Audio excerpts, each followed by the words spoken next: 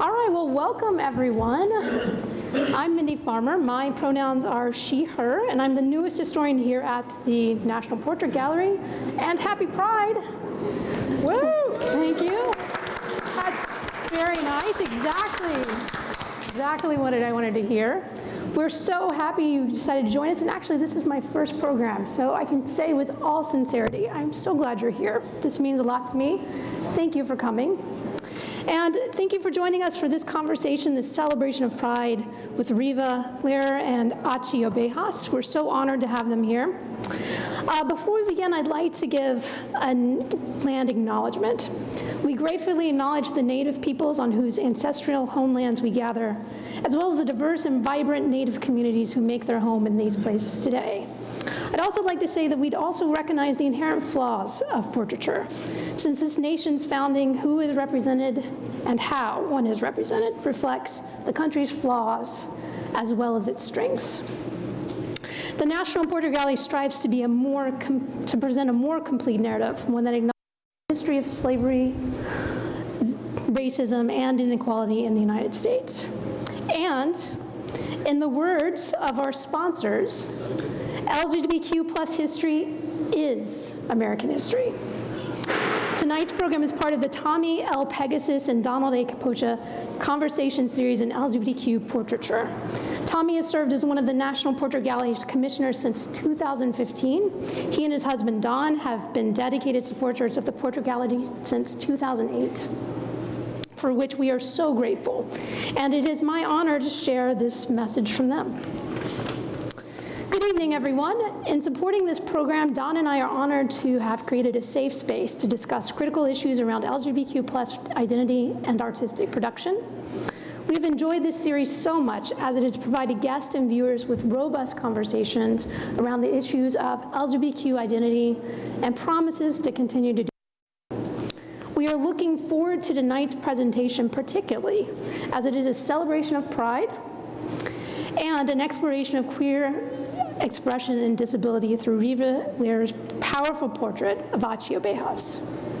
So thank you all for being here, for your curiosity, and for joining us in the belief that portraiture is powerful.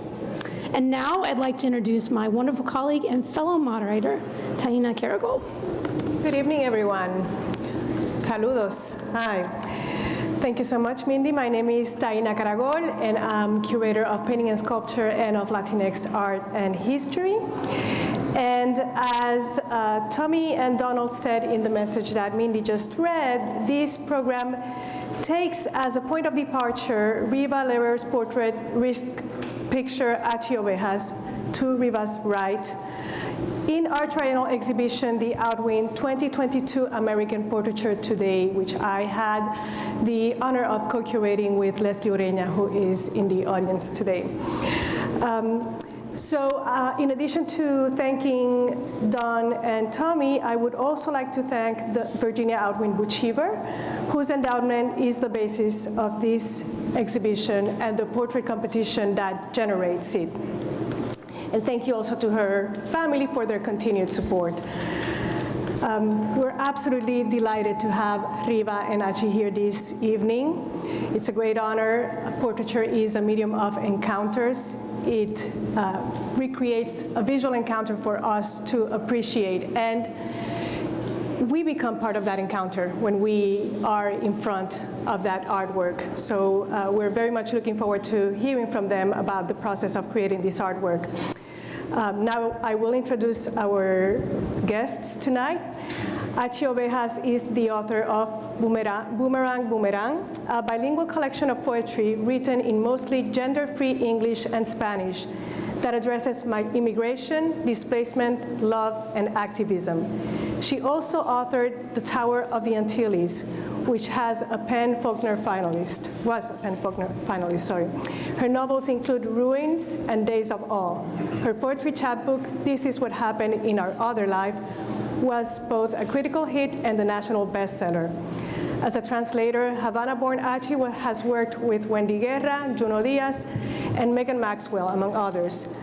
A recipient of a USA Artist Fellowship, an NEA, and a Cintas Fellowship, she lives in the San Francisco Bay Area. She helped organize the hashtag 15 Noviembre Cuba Poesía Sin Fin 2021 marathon in support of change in Cuba. Riva Lehrer is an artist, writer, and curator who focuses on the socially challenged body. She is best known for representations of people whose physical embodiment, sexuality, or gender identity have long been stigmatized. Her accolades include a McDowell Fellowship for Writing, a Carnegie Mellon Fellowship, a Critical Fierceness Grant, and a grant from the NEA. Her memoir, Golem Girl, was published in October of 2020 to critical praise. Lehrer is on faculty at the School of the Art Institute of Chicago and is also an instructor in the Medical Humanities Department of Northwestern University. And the most recently published books of Achy Obejas and Riva Lehrer are both available at our shop, so we encourage you to purchase them, to get them signed. And we will start tonight's program with a reading by Achy, which connects beautifully with the portraits, as we will see later on. Achy, please. Hi, everybody. Thank you very much for being here tonight. Buenas noches. Gracias por estar aquí. I'm not going to read bilingually, although I was tempted. Anyway, I'm going to read, start with this piece, and then we'll see if we can go on to something else. This is a piece called Hark, and it was published in an anthology called Aging. Here we go. The start of your day looks like any other.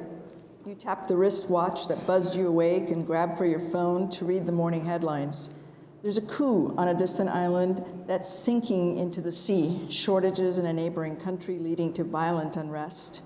You know someone there and make a mental note to write to see how they are. While you're reading, you get an email alert.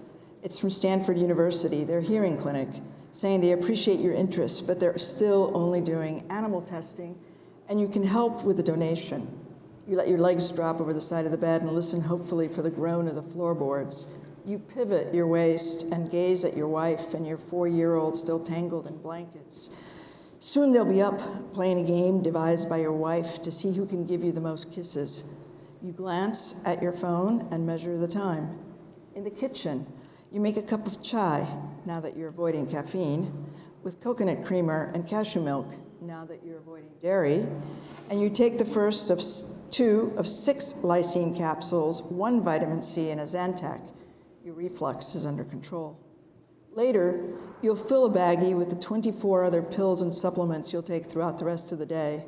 It's so incredibly quiet, you make a point of rattling the spoon in your cup, of shaking the Zantac bottle, of sniffing and clicking your teeth just to hear sound rattle through your skull. You know all about sound, how waves travel into the ear canal until they hit the eardrum, where they vibrate the skin like the head of a tambourine, then continue to the inner ear, that treacherous snail called the cochlea that runs the waves through ever-decreasing thousands of hair cells, where they're mutated into electric signals that run up the auditory nerve to the command center in your brain. You've seen pictures of hair cells, tender, almost transparent sprouts lined into soft V's, like something growing at the bottom of the sea or on a distant planet. And you've seen what yours probably look like, scattered, flat, milky white. You wrap your knuckles against the dining room table, listen for the creak as you open your laptop and the scrape of the power cord and on the floor as you plug in. You check your bank balance. Think about the clinic in Germany that promises that for $10,000, maybe $20,000, maybe $40,000, they'll flood you with stem cells and ease your arthritis, and maybe, just maybe, if you're lucky, because of course this is the part that's off the books, that's not guaranteed, that they can't really talk about, maybe they'll reinvigorate those hair cells into beautiful V's for victory lines that will hum and help you note the teeniest flick of your 4-year-old's eyelids opening in the bedroom as he scrambles across the blankets to find you. You, who were hoping for 10 or 15 or 20 more minutes. You, who always want more and more time. If it was just you, you would go for the stem cell treatment, not in Germany, but in Mexico, where a suspicious clinic on the border promises essentially the same thing for much less, though it's still a lot. You'd roll the dice, but it's not just you now. You can't just take the savings and run.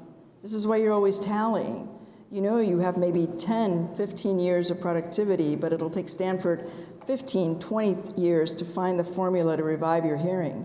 You've calculated you'll be a well-seasoned senior citizen by the time your son graduates from high school, and you want to hear yourself clapping as he crosses the stage, as he pumps his fist in the air and shouts out whatever high school graduates will shout out then. You ask yourself constantly why you waited so long, why you squandered time, and when you squeeze the boy, he's always asking, "Mommy, why are you crying?" Which makes you feel weak, then panicky, as you wonder how long, until you're just reading those words on his lips. This is not how you imagined your old age. In motherhood, death, you were always so slow, always late to the party, to the office, to the milestone. You were running a lazy, unequal race with time because, well, you were busy. You figured time would slow down too, to keep pace with you. It would have been the fair thing to do. Anyway, science was running a much more intense race. Biocarbon dating and silicone chips, antiretroviral drugs, the birth control pill, the polio vaccine, high-yield rice, the internet, Kevlar, MRIs and GPS, genetic sequencing, LASIK eye surgery. There would be time to change your diet and time to really start running, and time later, when things were calmer, for a morning swim. Surely when you finally caught up with whatever your destiny was going to be, those fucking scientists would have figured something out, wouldn't they?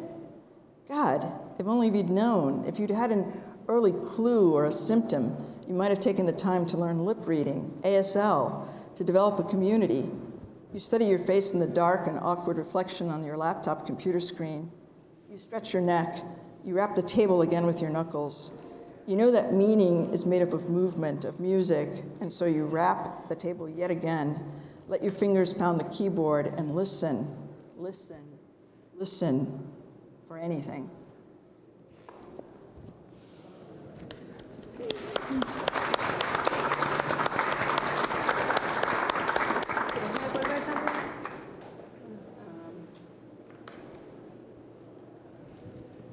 This piece is called Volver, and it's from my latest book. It's Boomerang. You're returning. You're getting back to where it all began, careful to engage in the necessary oblivion of the circumstances that took you away in the first place. You will hold your breath and pretend enough answers have been provided to satisfy your pride, your urge to be here on the threshold of what might have been home, if not for upheaval, if not for the price of sugar and oil on the world market, if not for the assurance of safety and comfort elsewhere, if not for revolution and exile. Y aunque no quise el regreso, siempre se vuelve. Here is the sea, the jeweled sea flickering with caution, the sea soaking you, stopping you in your tracks, impeding your salt-encrusted progress. And here, too, is the sea, its waves knocking you off balance, so you must reconsider what you know of the view, an arresting vista, the promise of atonement in your return. Someone is saying, put your mouth on mine, and let us create a pleura to sustain us. Put your mouth on mine, and walk carefully this way, side to side to the water's edge, tilting our heads together to see the inner tube, the vacant skiff, the remains of a flying machine. Put your mouth on mine, breathe, and don't worry about the aftertaste. Es un soplo la vida. Oh yes, you have returned and you want to drop to your knees and kiss the ground, embrace the columns in the old city, the neighbor who remembers you when you were a newborn and not yet in exile, not yet marked for departure by air or water, solo or accompanied, legal or illegal. Behind you, you hear someone saying, you, returnee, what did you bring me? But no, don't turn your head. Stay here, disseminating emotions in our shared spit. Put your mouth on mine. Your step is halting. You're obeying this ritual, a convention with which you're utterly unfamiliar, and have surrendered to this breathing down each other's throats like a native. Later, you will confuse the beginning and end of the journey, the packing and unpacking and repacking of your bags. You will forget what you brought to give away and what you brought to put back in its proper place. El olvido que todo destruye. You will be confused about what to take, what to accept, what to leave behind. You will weep while walking on the boulevards, and you will notice that as you pass, The students on the seawall are also weeping, as are the young mothers and the pickpockets, the new entrepreneurs and the masturbators. Someone will say, "Put your mouth on mine," and someone else will say, "We're all weeping because you weren't here. We're wrecked because you weren't here. How can we have talked about progress without your input? How can we have contemplated the beauty of the sea without your voice in the national discourse? We are weeping because there's a hole in the nation where you should have been, a deep and painful hole, a black hole with your name on it. Now put your mouth on mine, and let's tilt our heads towards the abyss and be careful not to fall. Put your mouth on mine, and don't worry about the aftertaste. It's nothing. It's the taste of nothing. The wind, a goose egg, a knot on the kipu. Put your mouth on mine, and let the wind become a voice that tells a story in which the goose egg is you. Tengo miedo del encuentro. Tengo miedo de las noches que pobladas de recuerdos encadenan mi soñar. Tengo miedo de decirte que te quiero y no quererte. You ever feel like nobody ever understands you but you? Cultivo una rosa blanca. Cultivo una rosa blanca en junio como en enero. The sea beneath the battleships, the freighters, the cruise ships, the blue sea beneath us, beneath the empty inner tube, the vacant skiff, the remains of the flying machine. Short distance, a meager expanse. Put your mouth on mine. ¿Qué? ¿Y qué? You have returned to shake hands with everyone, with sworn enemies and innocents, con el amigo sincero, con el cruel que me arranca, with the carefully selected audience that has been prepared for your performance. You shake some hands with reluctance and others eagerly, but you shake and shake until someone hands you a script, and then you stop and stare. Oh, you recognize this. A lullaby, a presidential address perhaps, but goddammit, how do you read that accent? How do you bring all the eloquence of your heart to the moment when your tongue stumbles and falls like a tourist who's gone too far out on a tamarind limb? Una rosa blanca, carajo.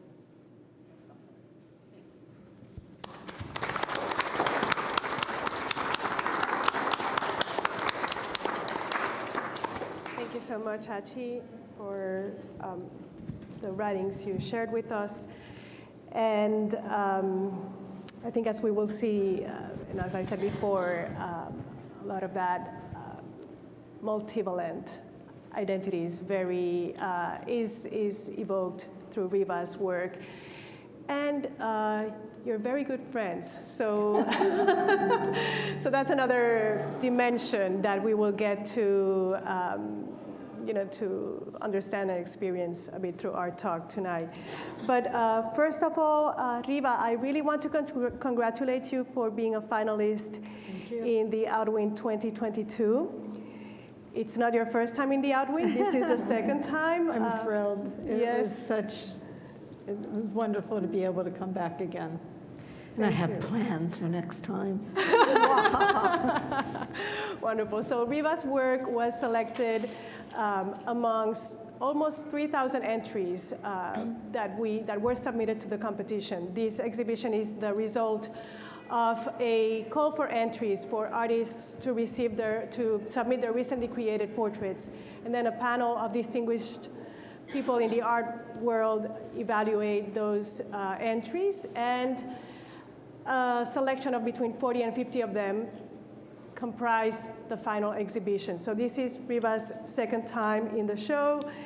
She submitted this fabulous portrait of Achy Obejas that is a diptych. It's a work comprised of two elements, as you can see.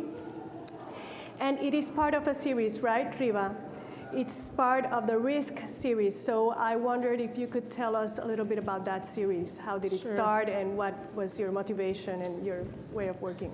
So one of the interesting things is that I have the first piece that I had in 2016 is a portrait of Alison Bechdel, the graphic novelist whose work is completely focused on queerness and eventually queerness and memoir. And I was working with her also somewhat long distance. She had been in Chicago and was sitting for me on several occasions. But because Allison lives in Vermont and I live in Chicago, some of the hopes I had for the portrait had to be done by mailing things back and forth. So in that drawing, I had sent her a mock-up of her piece. she had done a drawing of her mother for the memoir in progress at the time. Allison wrote Fun Home, which many of you will have heard of, huge Broadway musical, spectacular success. But she was working on her next book called Are You My Mother? So she drew her mother, and in the space that I gave her, and I had no idea what she was going to do. So when she sent me back this drawing of her mother that I had to hand transfer, it was the first time that I let someone or invited someone to alter their own portrait. And it was so invigorating to actually have to cope with and navigate and reimagine to some extent what I was doing, that my longtime practice has been concerned with the traditional power dynamic in portraits. So most of the portraits you'll see in the museum, I would say probably the Outwin has a lot of exceptions to this rule, but traditionally, in a place like this, the painter would be commissioned to do a painting of the well-known and important person, and often the person sitting for it would say, well, this is how I want to look, and this is what I want in the painting.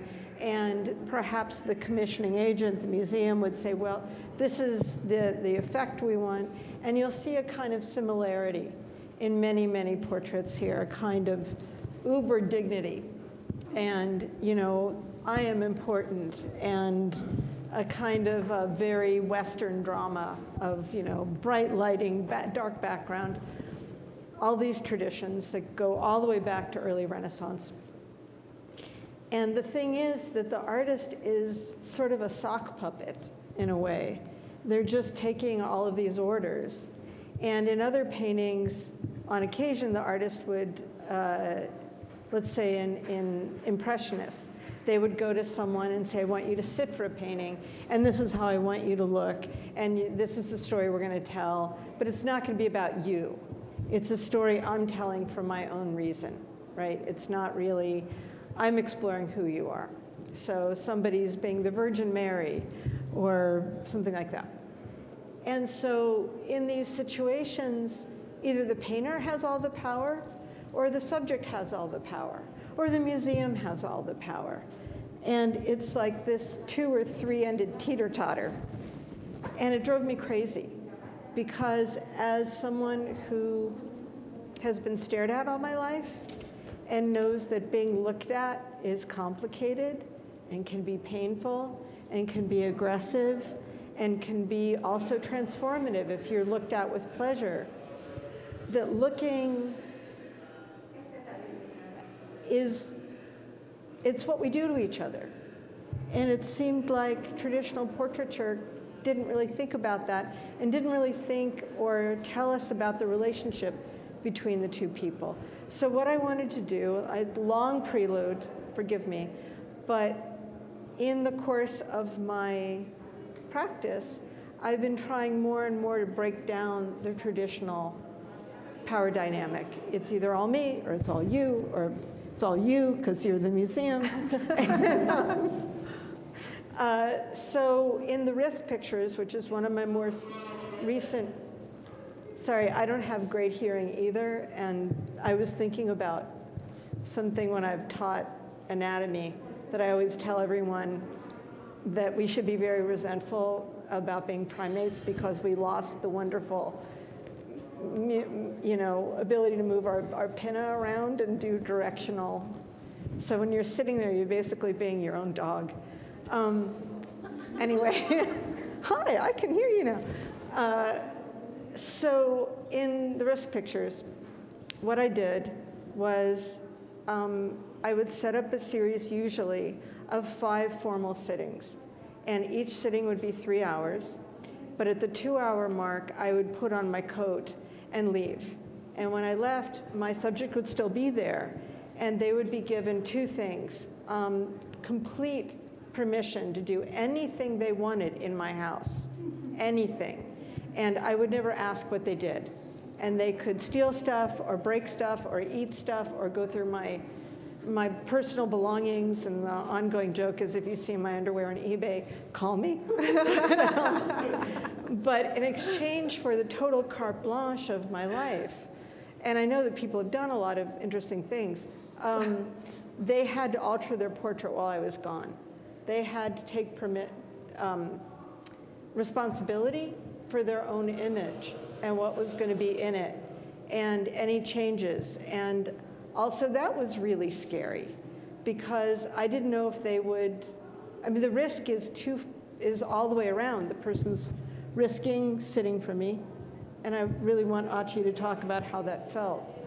I'm risking my literal, everything I own, but I'm also risking whether or not they're going to ruin the piece, do something to it that I won't be able to cope with.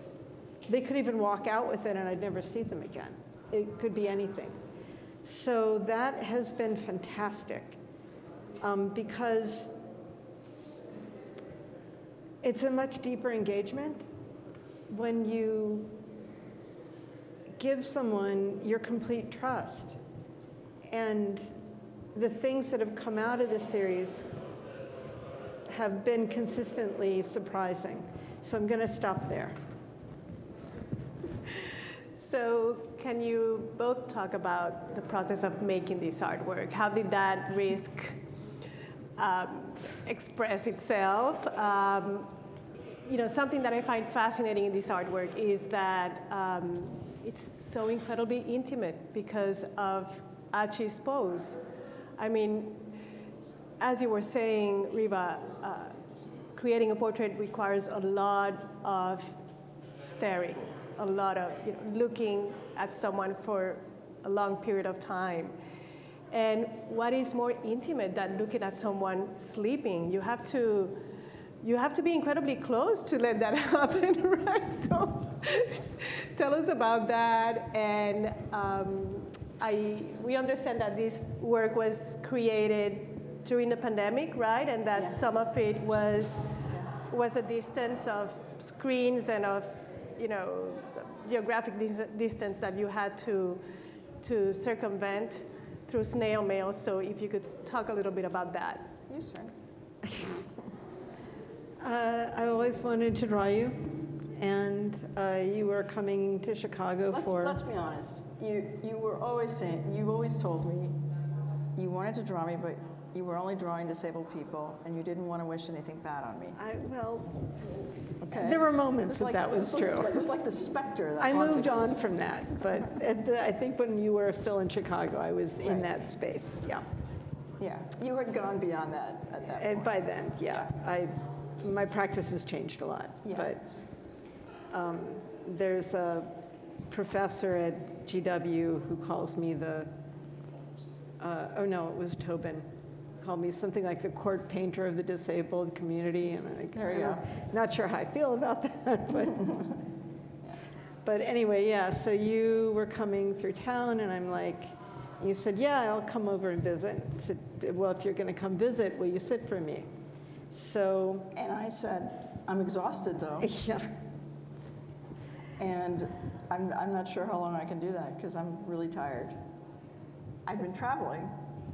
And she said, no, it's okay, it's fine. Well, so she sets me up. She actually gave me something to eat beforehand. Jewish. And we yacked for a little bit and caught up with all our personal stuff. And she took a bunch of Polaroids, and then she said, okay, now I have to get all this stuff ready. And I was like waiting on the couch and toppled over, and the next thing I know. Well, you said to me, I can sleep anywhere. I fall asleep really fast, and I'm like, I can't do, and I put like 2 words out, and you were cold, Like, okay, I wasn't planning on this, but I can work with it. She went with it. And I asked you, can I draw you? You were falling asleep. I said, is it okay if I do this? And you're like, yeah, sure. So it was funny because normally people are at least awake when they sit for me. It's kind of been sort of a minimum requirement, and usually looking at me. So all of a sudden it's like, she's in a different space. So you were going to come back at one point, and I was going to have you Right. do stuff to the drawing. And then COVID decided to be our new planet. And I went into shock for a while, as we all did, and thought, well, I guess that's the end of my portraiture. Because everything I'd always been doing had been, well, it was increasingly about not using photos, number one, but it was so much about the intimacy of the studio and what happens when I have someone there. And I didn't really know what to do. I mean, I didn't immediately come to you and say, so I did think about who you were. And there were a lot of obvious things, you know, your career being forefront in the various aspects. But I've done portraits of various writers, and words tend to take over a portrait. When you put them in, they become the message, the focus. Like the person's just kind of an illustration, weirdly, of the words, rather than the words being an illustration of the person. And so I wanted the aspect of you being a writer there, but I did not want to go where that usually goes. So you are a person with a very impressive romantic life, shall we say. So what I did was I sent you at least a couple, I got really good drawing paper, this handmade drawing paper, and I tore it into a lot of little scraps. And I sent you a series of envelopes, and one set I said, write down, you know, memories of your romantic life that you're willing for people to read. And in the other, write down memories that you, for whatever reason, they're private. And I will sew them into scrolls so that no one will read them. And I actually tried not to read them. I wanted to see a little bit if there was a big difference. Really? Well, a lot, Really? honey, a lot was in Spanish, so, you know, which I do not speak. So I'm sure there's a lot going on in there. So, but I was respectful and I was careful to keep them separated. And, but I checked with you a lot about, Yeah, you know. we talked a lot. We talked a lot. I think that one of the reasons why it was, I mean, yes, I have learned to sleep wherever I need to, but I think one of the reasons why it happened is because we're friends and because I trust you. And it was already an intimate situation in that it was just you and me talking about our personal lives, sort of doing these summaries. You know, hey, this is what's been going on in the last 6 months. This is what's been going on with me in the last 6 months, which is how we normally work. Because you and I are not like we talk every week kind of people. And so it was already a very sort of safe and comforting environment that sort of allowed this to happen. Plus, I've been an admirer of your work for years, and you know that. And in fact, many years ago, I bought one of your little pieces. Yeah, thank you. Very mutual. And so that part was actually, there was a real sweetness to it. And I remember at some point also you sat on the couch with me and we took some photographs of just the two of us. Yeah. So there was this real sort of tender, loving space that was created where, you know, we could talk about what was going on. So that in a weird way, when then we couldn't do it again, when we couldn't get together again, there was this, not only this long-term foundation, because we've known each other like 30, 40 years, but also there was the memory of the actual creation, the beginnings, the origins of the piece that were sweet and, you know, very trusting and very safe. So when Riva asked me to do this, it didn't feel outrageous. It didn't feel, you know, strange. It just felt like it was, in some weird way, like part of the conversation, and also like a retrieval of conversations that we'd had before, because some of this stuff was stuff that you already knew. Well, we've always talked a lot about our history of partnering Right. And so we've known a lot of each other's partners. we've known a lot of and- each other's partners, that's right. And also being, talking about pride, coming up at the same time in the movement, being in different places in the movement, but certainly in Chicago, a Right. huge amount of overlap. And then, we may talk about this later, but you introduced me to the woman who changed my life. And Susan Nussbaum, who was one of my partners. and who is the person who dragged me almost literally kicking and screaming into disability culture. Right. Before I met Susan, I did my best to disavow being disabled. And Susan, whom we could talk about for hours, Right. insisted that I join a group of disabled artists and writers, and they completely transformed my understanding. And so you were part of that too, and Very indirectly. but I see a complete linkage of Right. knowing you, trusting you, because I didn't want to hang out with disabled people at the time. Oh, how things change. But you had said, oh no, you have to meet my You have friend. to meet Susan, right. And then everything followed from there. So even though we don't talk that often or see each other that often, there's so much foundation. There's a lot of foundation, right. So, So that felt very okay. When you sent me the scrolls, I remember too that I had not completely grasped what you were talking about initially, and I thought maybe you were going to send me the whole drawing for me to like Oh, dick yeah. around with, and then these little scraps come in, and I'm like, okay. And it was also like it required some real thought. It wasn't just like sit down and like start spewing stuff, because I wanted to have it make sense with the image, and I also wanted it to make sense with each other. Like the pieces, I wanted them to have some coherence. It ended up actually like unearthing a bunch of stuff that I hadn't thought about in a long time. Yeah, and it was it had its effect on my work. Some of the stuff that I ended up sort of unearthing ended up in Boomerang, ended up in a novel that I'm working on. Oh. So it was all very abundantly and generously productive. Well, that makes me incredibly happy. And one of the things that I love about the piece is that each of those scraps is inscribed on both sides.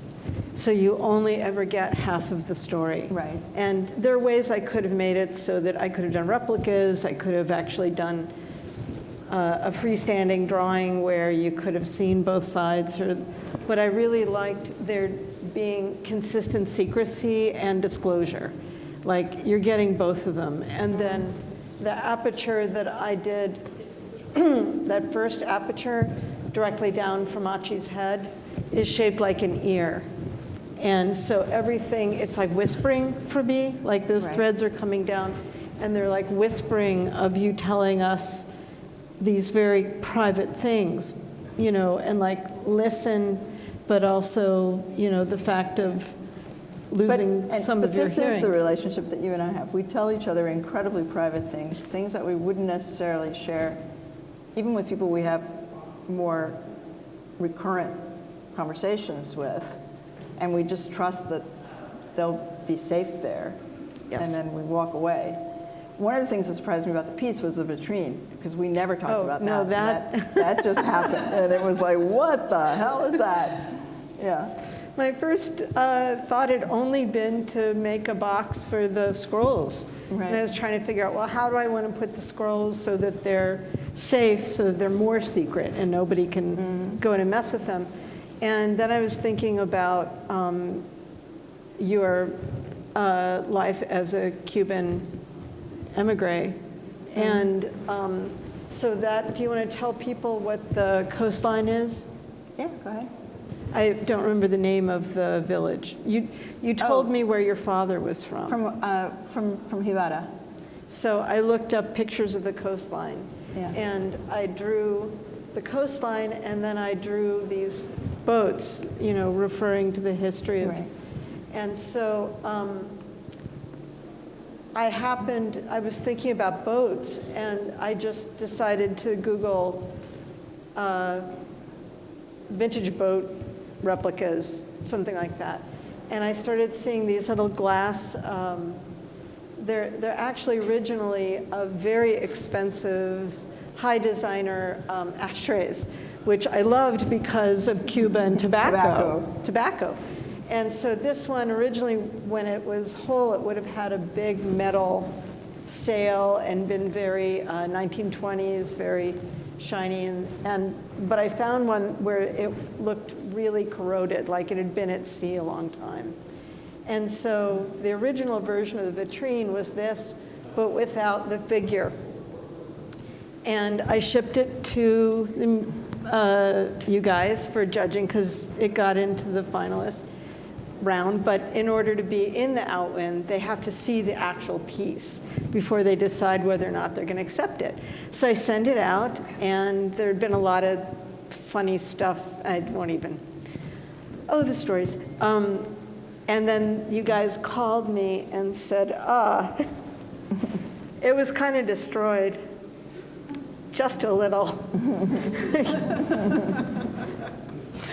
So it took a long time to get the pieces back, but I finally got the pieces back. But this was the interesting part, is I had to completely redesign it so that it could be shipped continuous. So this show is going to travel. And so I had to do something where you could take it apart. The curators could take it apart safely, pack the individual pieces, ship it to wherever it's going, and then reassemble it. I'm thinking, Veasmir, how do I do that? And so that took a really long time. And that's how I ended up with, and I know I'm going to blow the pronunciation. Yes. What she said.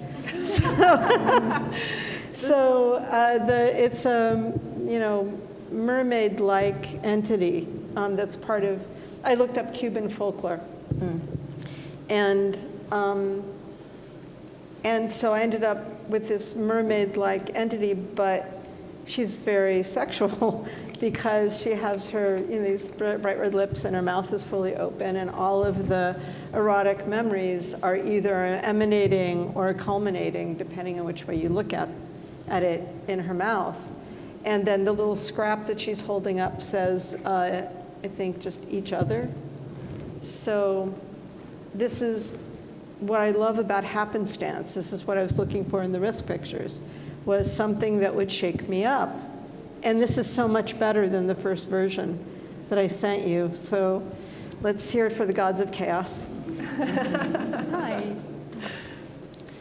Well, thank you for all this discussion. I'm only going to ask one more question. I think then we're going to turn to the audience. A couple of mouthy broads. Exactly. Think about, it's so wonderful having two friends here, but was this the first time you saw this portrait tonight? Yeah, tonight, this was the very first time I saw it, like, live and in person. She'd been sending me pictures of it as it was, developing, but I never, I'd forgotten the scale of it, since we started it, because I'm only seeing it in, little squares on my iPhone and on my computer.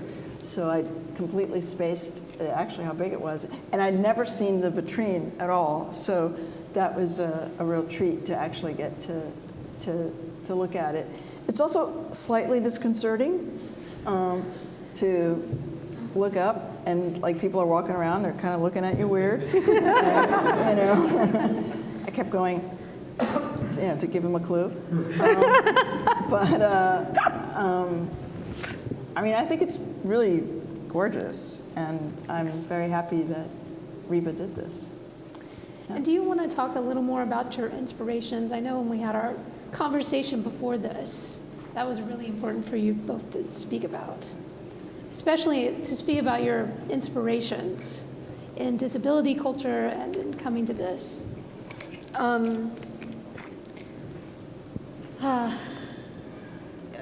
You mean big picture? Yes, big picture.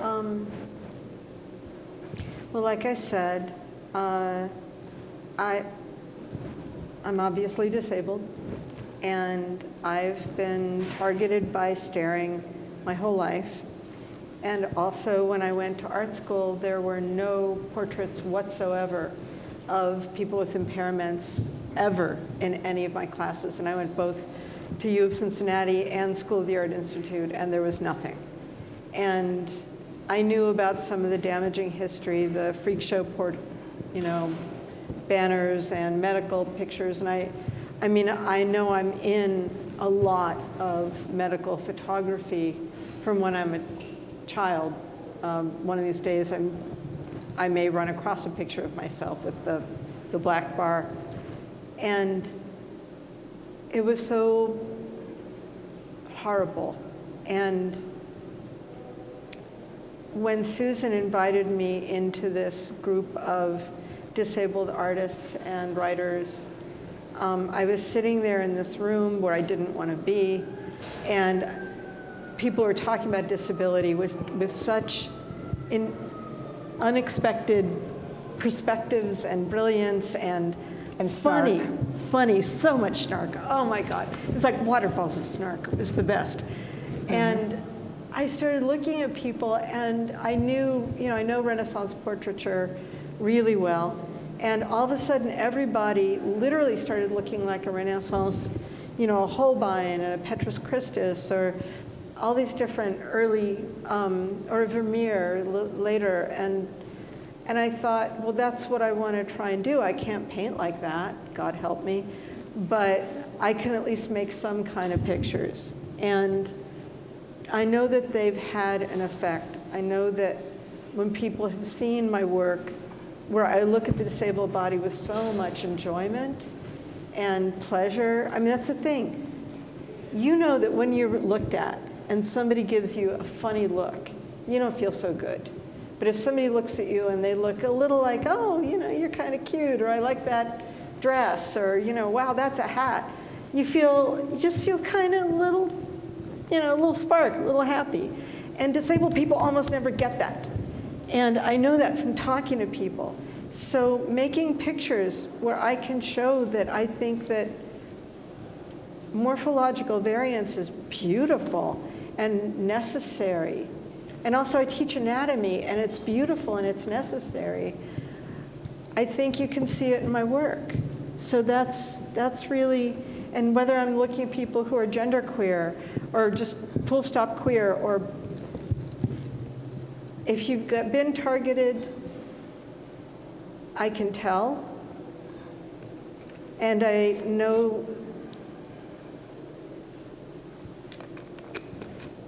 know the beauty that I see. That's all I can really say. Well, thank you for that.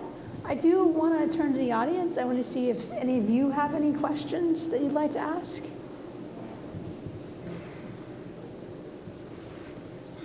I can ask you guys questions. Or we can keep asking questions. That's fine too. Does anyone have, if you could raise your hand if you have anything? All right. Well, then She's got a question. There we go. What made you decide to do it in portrait book with some red and the other display is a bit more colorful? Why did you decide? I think it just evolved that way. I work a lot in charcoal, and if I'm going to work in color, I need the sitter to be there longer, and it's a lot more information. I'm very slow with color. And also before, it's been great to hear you both, and just thank you so much. Of course. Can't wait to, I didn't see it up close before, but I'm really excited to look at it. You just want to read the stories. Just. And how did you keep those, how did you decide what to allow us to read and what not to? It was mostly, I was mostly thinking of the other person involved, and there's actually quite a bit of stuff with Susan in here, but it always felt like it was important not to make her vulnerable, and so a lot of that is what's hidden, and some of the more... You don't use names. Yeah, and I didn't use any names, and tried to sort of keep things from, without any specific identifying features, which is actually sort of contrary to, the way you usually write, because the way you usually write, you want to individualize and you want to make specific. You're not trying to blur identity, you're trying to create character, and you're trying to create characters with whom your readers can identify. And so they're not exactly generic characters, but they're not characters that you can necessarily walk into my life and go, oh, I see, you're the one. So that was sort of the thinking on that. It was about protecting people. Was there any hesitancy on your part? Yeah, of course. Yeah, when she asked me initially, I was like, what? And we had to, we kind of went back and forth a little bit about it. But my feeling about this stuff is always that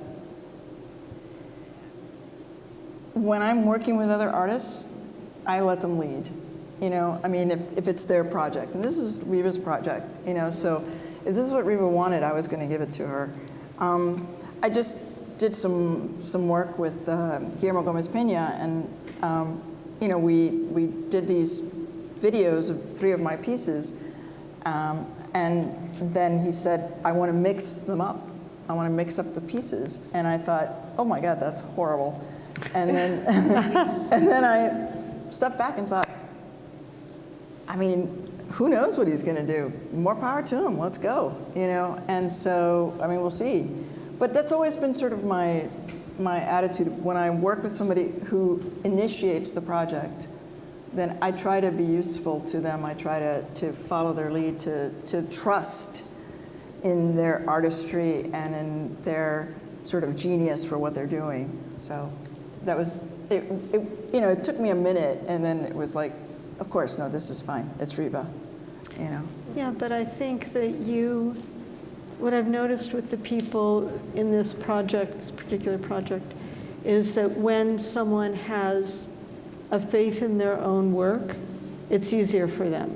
Oh, yeah. That, because I'm usually asking people in some way to do something that isn't part of how they see their mastery. And I'm asking for their mastery, but I'm asking for a different corner of it. Right. And the hardest times have been when somebody keeps saying to me, oh, you're the artist, you tell me. And I'm like, no, look, I'm opening this door. You bring yourself, just bring. Right. And I knew your writing, I know your life, I know you're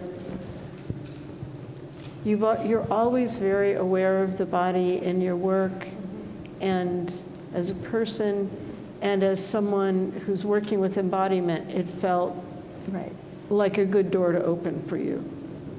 Yeah. No, I think you were great. It made me think a lot of stuff, and it brought up a lot of stuff. It was good. It was good for me. So all the aspects of your identity that are within that portrait, which is very complex, and it's a super complex portrait. They're very apparent in your work too, in your literary work. Right. They're there because of how well you know each other, really. So Riva was talking at the beginning about how sometimes the sitter says, like, I want this portrait to express this, to look like that. I want this to come to the forefront for anyone who will see that work. Or that the artist will take the all-powerful position of projecting everything into the right. But here, it all emerged organically. The bilingual aspect of the work with the text in Spanish and English, the coastline, the dreamy character too, which is a lot about the universe, the mental universe of the writer, I think. All of that just emerged. Yeah, I think it was a lot of accumulated knowledge about each other that sort of, I didn't have to tell her the whole story about coming over on a boat because she already knew that story, I didn't have to tell her about how I came out because she already knew that story. And, you know, I didn't have to tell her about, and, you know, a whole lot of stuff because she already knew. And so what we did was really, I think, just kind of get on this, like, flow of trust about it all, you know. And I think it's also very different when you have somebody who knows you really well, you know, doing something like this. I remember when I first moved to Chicago, I modeled at the School of the Art Institute, you know. Really? Yeah, I did. And it was always really interesting to me how very different people saw me, you know. They didn't know me, they didn't know anything about me. And so it was mostly what they were projecting onto the canvas of my body that was actually, you know, happening, you know. If somebody thought I was attractive, it was really obvious, you know. If somebody thought, you know, that I was kind of boring, it was also really obvious. If somebody thought I was too thin, it was really obvious. You know, I was pretty thin then, I'm not now. But, you know, and so I've always thought that in visual art, there is a tremendous amount that has nothing to do with whatever is going on, you know, whatever the ostensible subject is, that it's always about the artist in some way. And so to me, this was way riskier in some ways because Riva knows me very well, but also it was very safe because Riva knows me and we have been friends for so long. I mean, that contradiction was very much in play. But I mean, because if she wanted to, you know, bring out, you know, some dark matter, certainly that would have been, you know, available, you know, to her in ways that it might not have been available to those students at the School of the Art Institute. Well, my best friend in Chicago is a artist novelist, and my best painter friend and my painter best friend is in the show right around the corner, Tim Lowley, drawing with him and his daughter. And Tim asked me if he could do my portrait last year. And I was terrified because the first best friend had done a portrait of me as a freak in the freak show.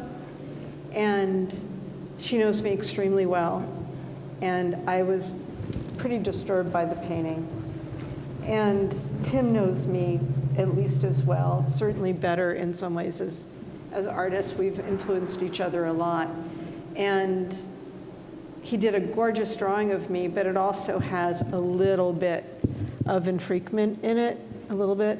It's gorgeous, I don't have a problem with it, but it's there. And nobody seems to be able to do an image of me without infreaking me in some way. And so I know that weirdness of like somebody who you are so close to and you're totally trusting,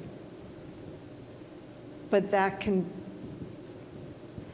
mean that they think they can get away with doing something difficult. Well, it's testing the trust, isn't it? It's testing the trust. It's testing the trust, and so that's the part that's scary.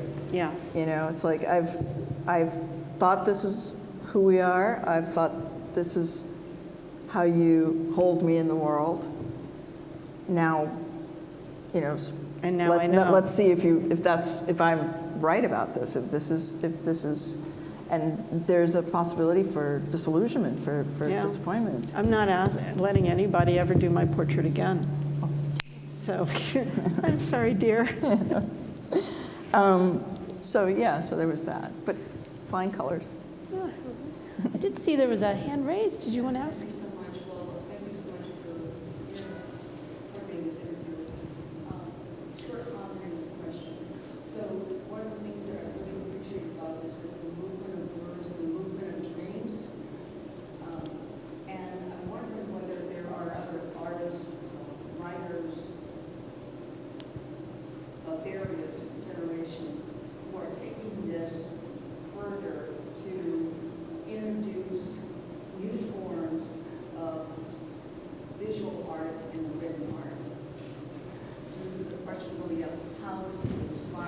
how your theory of this inspiring writers and artists to digital artists.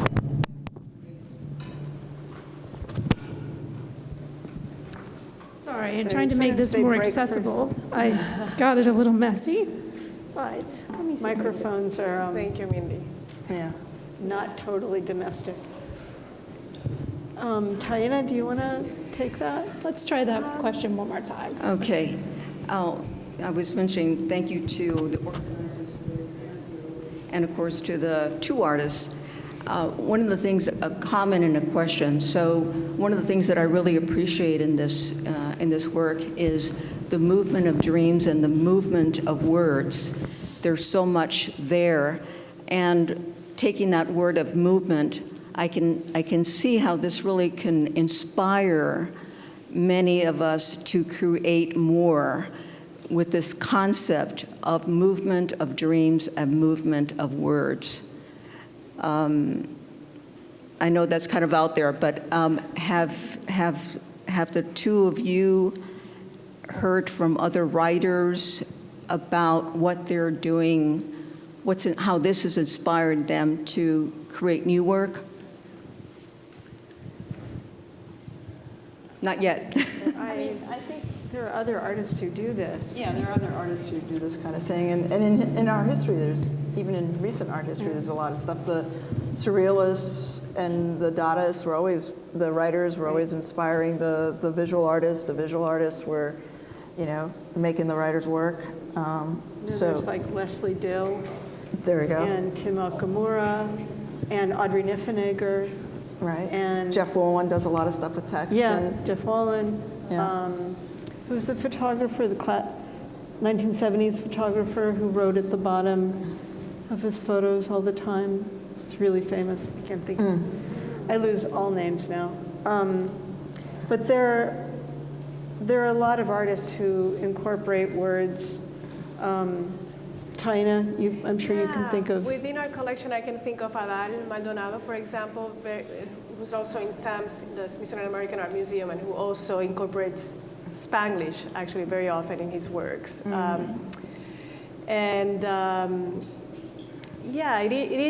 is a tradition. What I love in this particular, in Riva and Achy's take, is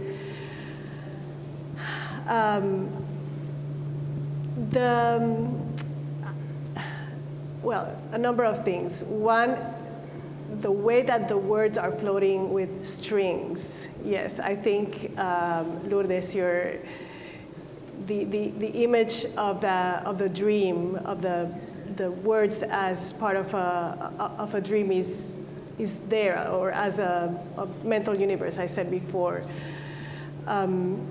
There's something very oniric to the work.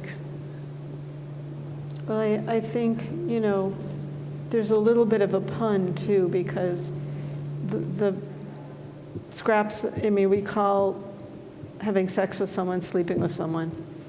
And so there's sleeping here, and then there's sleeping with. And it's, that kind of, the dreaming and the remembering, but also the English words for, being intimate with someone. I'm going to throw out one thing and then probably toast. But I've been talking to people a lot about the photos the portraits they carry with them. We all have our iPhones, our Androids, our Samsungs, or whatever, and they're chock full mostly of pictures, right? We carry around all of these pictures. And there will be pictures of you on there, and some of them are ones that they're selfies, and some are ones that people took of you. And I've been asking people to find 2 pictures on their phones, and we won't do this now, but maybe do this when you get home. Find a picture of yourself that you really like, and a picture of yourself you really don't. And ask yourself why you like the one that feels good, and why you kept the one that you don't really like how you look. Normally, it's because the one that you like, is your idea of yourself. When we approach a mirror, we literally compose ourselves subconsciously. We make lots of little adjustments, how we're going to stand, how we're going to, primp. And the picture you like very often is that thing you're trying to find in the mirror. And the picture you don't like very often is because there was a story going on. You were at a wedding or a picnic or with your best friend or with your son or with there's a story, and maybe it didn't catch you the way you want to look, but it's an event memory. And I think that often we carry around, God knows, thousands of pictures, and we don't even stop for a minute to think about how hard it used to be to have even a photo done and how precious they were. I want the photos that we have to be re-precious to ourselves. And if there's some that don't mean anything to you, get rid of them. It's not going to hurt. But the ones that really should be precious, do something with them so that they're alive to you. Thank you, Riva. Do we have any other questions? Comments? I saw one over here. Did you have a question?